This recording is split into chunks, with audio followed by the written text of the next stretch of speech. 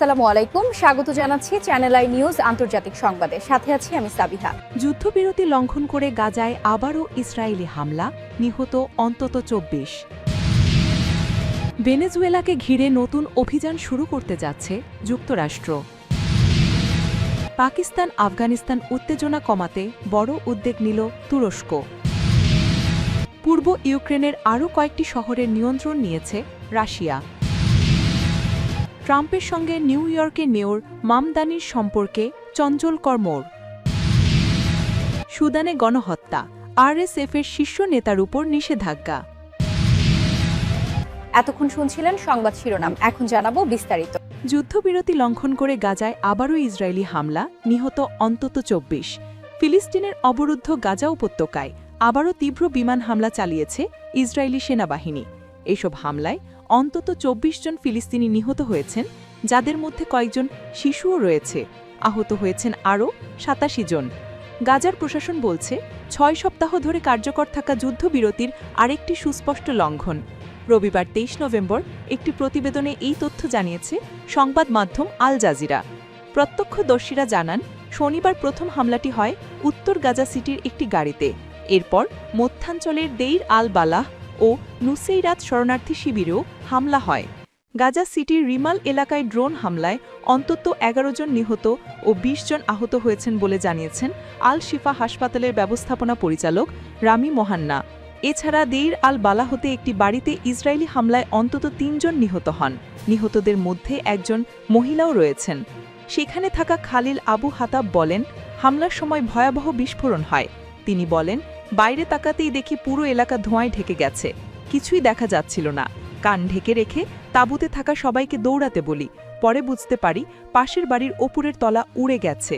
যুদ্ধবিরতি খুবই ভঙ্গুর অবস্থায় আছে, এভাবে বাঁচা যায় না, কোথাও নিরাপদ নয়। গাজার সরকারি গণমাধ্যম কার্যালয় জানিয়েছে, গত ১০ অক্টোবর যুক্তরাষ্ট্রের মধ্যস্থতায় কার্যকর হওয়ার পর থেকে ইসরায়েল অন্তত ৪৯৭ বার তা লঙ্ঘন করেছে। এসব হামলায় ৩৪২ জন বেসামরিক নাগরিক নিহত হয়েছেন, যাদের বেশিরভাগই শিশু, নারী ও বয়স্ক। বিবৃতিতে বলা হয়, ইসরায়েলি দখলদারি বাহিনীর এ ধরনের ধারাবাহিক ও গুরুতর যুদ্ধবিরতি লঙ্ঘন আন্তর্জাতিক মানবিক আইন ও চুক্তির স্পষ্ট বিরোধী। তবে ইসরায়েলি প্রধানমন্ত্রী বেঞ্জামিন নেতানিয়াহুর কার্যালয় জানিয়েছে, গাজায় ইসরায়েলি নিয়ন্ত্রিত এলাকায় হামাসের এক যোদ্ধা সেনাদের উপর হামলা করলে এর প্রতিক্রিয়ায় তারা অভিযান চালিয়েছে। বিবৃতিতে দাবি করা হয়, ইসরায়েল ৫ জন সিনিয়র হামাস যোদ্ধাকে হত্যা করেছে। হামাস এখনও নিহত এসব সদস্যের বিষয়ে মন্তব্য করেনি।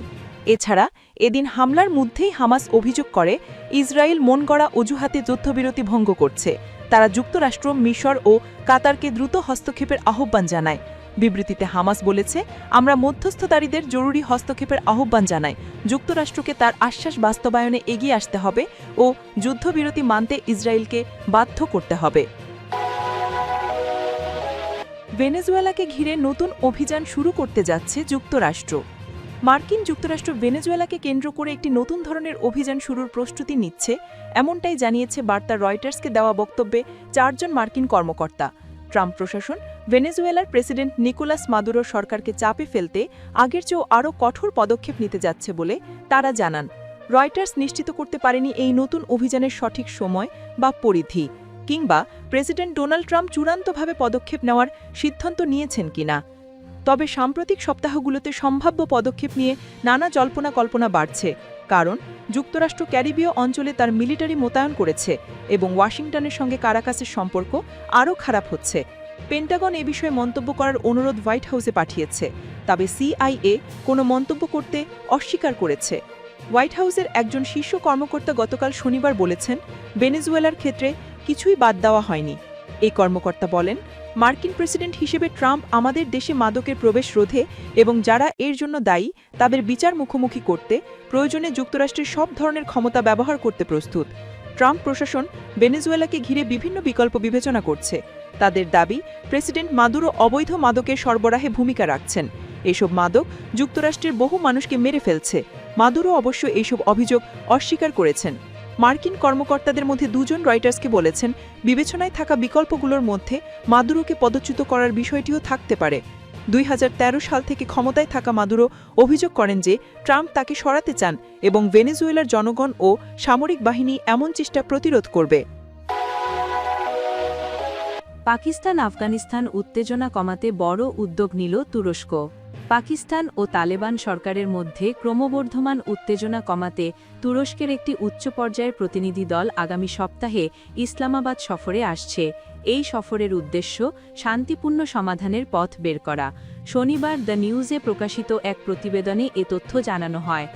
ওমানের জাতীয় দিবস উপলক্ষে আয়োজিত এক সংবর্ধনায় পাকিস্তানে নিযুক্ত তুরস্কের রাষ্ট্রদূত ড ইরফান নিজিরোগলু দ্য নিউজকে দেওয়া সাক্ষাৎকারে এই কথা জানান। সংবর্ধনার আয়োজন করেন পাকিস্তানে ওমানের রাষ্ট্রদূত ফাহাদ সুলাইমান খালাফ আল খারুসি। এর আগে এই মাসের শুরুতে আজারবাইজানের বাকুতে পাকিস্তানের প্রধানমন্ত্রী শেখাবাজ শরীফের সঙ্গে বৈঠকে তুরস্কের প্রেসিডেন্ট রিসেপ তাইয়েব এরদোগান এই পরিকল্পিত সফরের কথা প্রকাশ করেছিলেন। ইস্তাম্বুলে পাকিস্তান ও আফগানিস্তানের মধ্যে অনুষ্ঠিত বৈঠকগুলো সম্প্রতি কোনো সমঝোতা ছাড়াই শেষ হয়, কারণ আফগান সরকার তাদের ভূখণ্ডে সক্রিয় সন্ত্রাসী গোষ্ঠীগুলোর বিরুদ্ধে ব্যবস্থা নিতে অনীহা প্রকাশ করে। রাষ্ট্রদূত নেজিরোগলু, যিনি ইস্তাম্বুলে আফগানিস্তান ইস্যুতে ত্রিপক্ষীয় আলোচনা পরিচালনায় গুরুত্বপূর্ণ ভূমিকা রেখেছিলেন, জানান যে পাকিস্তান সফরকারী প্রতিনিধি দলে তুরস্কের গোয়েন্দা প্রধান সহ গুরুত্বপূর্ণ মন্ত্রীরাও থাকবেন। তুরস্কের জ্বালানি মন্ত্রী আলপারসলান বারিরক্তারও এই দলের অংশ হিসেবে আগামী সপ্তাহে ইসলামাবাদ সফর করবেন। তিনি বলেন, তুরস্ক চায় যেন আফগান মাটি ব্যবহার করে কেউ পাকিস্তানে সন্ত্রাস ও রক্তপাত ঘটাতে না পারে। দুই দেশ যেন ভাইয়ের মতো বসবাস করতে পারে, তুরস্ক তা নিশ্চিত করতে বদ্ধপরিকর, মন্তব্য করেন নেজিরোগলু। পূর্ব ইউক্রেনের আরও কয়েকটি শহরের নিয়ন্ত্রণ নিয়েছে রাশিয়া। রাশিয়ার প্রতিরক্ষা মন্ত্রণালয় শুক্রবার জানিয়েছে যে তাদের বাহিনী পূর্ব ইউক্রেনের সম্মুখপটের কয়েকটি শহরের নিয়ন্ত্রণ নিয়েছে, তবে এই দাবি কিয়েভ অস্বীকার করেছে অথবা স্বীকার করতে অস্বীকৃতি জানিয়েছে।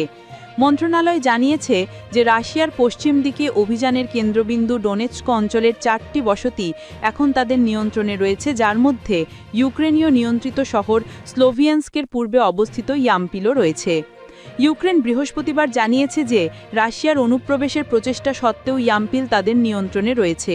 রাশিয়ার জেনারেল স্টাফ প্রধান ভালেরি গেরাসিমভ বৃহস্পতিবার বলেছেন যে তাদের বাহিনী ব্যাপকভাবে ধ্বংসপ্রাপ্ত কুপিয়ানস্ক শহর দখল করেছে, যদিও ইউক্রেন তা অস্বীকার করেছে। শুক্রবার কিয়েভ বলেছে যে রাশিয়ান বাহিনী কুপিয়ানস্কে 6টি আক্রমণ করেছে, তবে হাতবদল সম্পর্কে কিছুই বলেননি। শুক্রবার রাশিয়ার প্রতিরক্ষা মন্ত্রণালয়ের বিবৃতিতে বলা হয়েছে যে ডোনেটস্ক অঞ্চলের আরও 3টি গ্রাম স্টাভকি, নোভোসেলিভকা ও মাসলিয়াকিভকা এখন মস্কোর নিয়ন্ত্রণে রয়েছে, পাশাপাশি পার্শ্ববর্তী দিনিপ্রোতেপস্ক অঞ্চলেরও একটি গ্রাম রয়েছে। ইউক্রেনীয় জেনারেল স্টাফের সন্ধ্যাকালীন ফ্রন্টলাইন রিপোর্টে উল্লেখ করা হয়েছে যে স্টাভকি ও নোভোসেলিভকা রাশিয়ার আক্রমণের শিকার হওয়া এলাকার মধ্যে ছিল, কিন্তু আঞ্চলিক ক্ষতির কোনো কথা বলেননি। কয়েক মাস ধরে চলমান 1200 কিলোমিটার 775 মাইল ফ্রন্টলাইন ধরে লড়াই চলছে পোক্রভস্কের লজিস্টিক সেন্টারকে কেন্দ্র করে। রাসিমভ বৃহস্পতিবার বলেছেন যে ক্রেমলিনের বাহিনী শহরের 70% নিয়ন্ত্রণ করেছে, যা ইউক্রেনীয় সেনাবাহিনী প্রত্যাখ্যান করেছেন। ইউক্রেনীয় জেনারেল স্টাফ শুক্রবার জানিয়েছে যে রাশিয়ান সৈন্যরা পোক্রভস্কের কাছের এলাকায় 62টি আক্রমণ করেছে। ইউক্রেনীয় মিলিটারি ব্লগ ডিপ স্টেট, যা উভয় পক্ষের অবস্থান তালিকাভুক্ত করতে ওপেন সোর্স ব্যবহার করে, শুক্রবার বলেছে রাশিয়ান সৈন্যরা দক্ষিণ থেকে অগ্রসর হওয়ার সাথে সাথে পোক্রভস্কের কেন্দ্র ধীরে ধীরে শত্রুর নিয়ন্ত্রণে চলে আসছে। এতে বলা হয়েছে যে রাশিয়ান সৈন্যরা পোক্রভস্কের ঠিক পূর্বের একটি গ্রামেও প্রবেশ করছে। ডোনেৎস্ক লুহানস্ক অঞ্চল নিয়ে গঠিত সমস্ত ডনবাস দখলের অভিযানের অংশ হিসেবে রাশিয়ান বাহিনী ডোনেৎস্ক অঞ্চল দিয়ে ধীর পশ্চিম দিকে অগ্রসর হচ্ছে। জাপোরিঝিয়া অঞ্চলে রাশিয়ান বাহিনী আরও দক্ষিণে অগ্রগতি করেছে। তারা ইউক্রেনের প্রায় 19% ভূখণ্ড দখল করে আছে। ট্রাম্পের সঙ্গে নিউ ইয়র্কের মেয়র মামদানির সম্পর্কে চাঞ্চল্যকর মোড় নিল। যুক্তরাষ্ট্রের প্রেসিডেন্ট ডোনাল্ড ট্রাম্পের ওভাল অফিসের বৈঠকগুলো এখন নিয়মিত আলোচনার কেন্দ্রে থাকলেও গতকাল শুক্রবার দুপুরে নিউ ইয়র্ক সিটির নবনির্বাচিত মেয়র জোহরান মামদানিকে স্বাগত জানানোর সময় তৈরি হওয়া আগ্রহ ছিল বিরল। রিপাবলিকানরা যে গণতান্ত্রিক সমাজতন্ত্রী তরুণ রাজনীতিবিদকে ভবিষ্যতের খলনায়ক হিসেবে চিহ্নিত করার চেষ্টা করছিলেন, ব্যাপকভাবে ধারণা করা হচ্ছিল যে ট্রাম্পের সঙ্গে তার তীব্র বাদানুবাদ হবে। কিন্তু যা ঘটল তা ছিল সম্পূর্ণ অপ্রত্যাশিত, একটি অত্যন্ত বন্ধু ভালুর সাক্ষাৎ।